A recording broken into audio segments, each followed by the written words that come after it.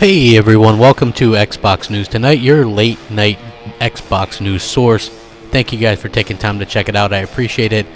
Since this is pretty up to date, I actually made this on my birthday. Appreciate all the well wishes, man. I replied to every single comment and birthday wish on Xbox Live, as well as Twitter to the best of my knowledge. So if I missed something, I apologize. I do really appreciate all the well wishes. I want to get right into the meat of what I have to talk about. First up, Phil Spencer actually in that interview on Podcast Unlocked said that he would love to work with Remedy Entertainment again, possibly maybe Quantum Break 2 or Alan Wake 2. I don't know. I mean, to me it sounds like he's a little bit cold on the deal.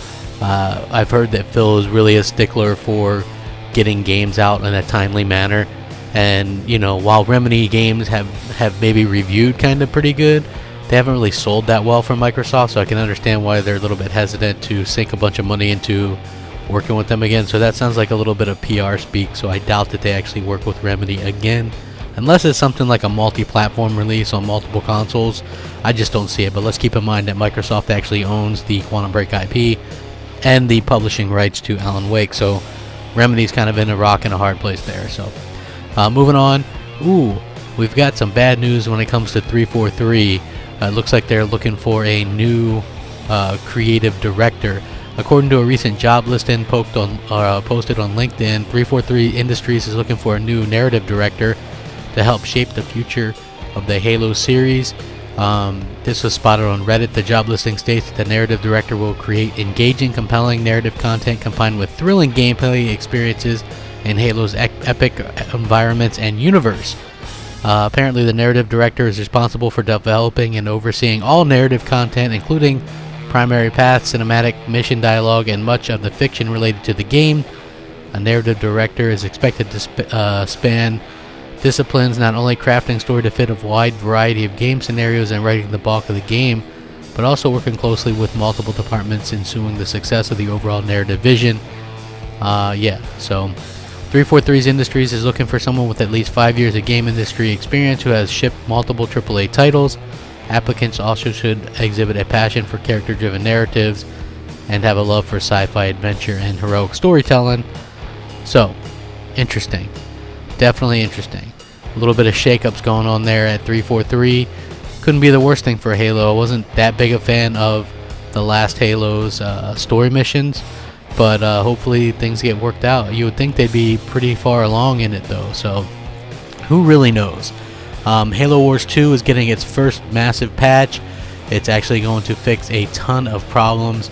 There's a lot of patch notes and things like that, so it looks like definitely going to be fixing some gameplay stuff. It's going to be fixing some cosmetic stuff as well. With textures, it's going to fix some audio stuff as well, and work on some of the multiplayer as well, because there are some issues with the game, but this should sort out most of that and in a timely manner. So there are quite a few game releases coming up this week, including Ghost Recon Wildlands. So yeah, if you guys are interested in that, it comes out March 7th. Lego Worlds comes out March 7th. Ultimate Marvel vs. Capcom March 7th as well on Xbox One. Verdun, experience the merciless World War I trench warfare in Verdun, one of the most realistic multiplayer settings you'll find today. Dun dun dun. I mean, that sounds pretty damn interesting, huh? And last but not least, you guys have probably already heard this, but if you're a Destiny fan, I know this isn't directly rated to Xbox, but a lot of people I know play Destiny, so might as well talk about it a little bit. Destiny 2 won't allow you to carry over your gears and levels, but you can keep your character's look. Considering that there wasn't very much variety when it comes to faces, this really isn't much.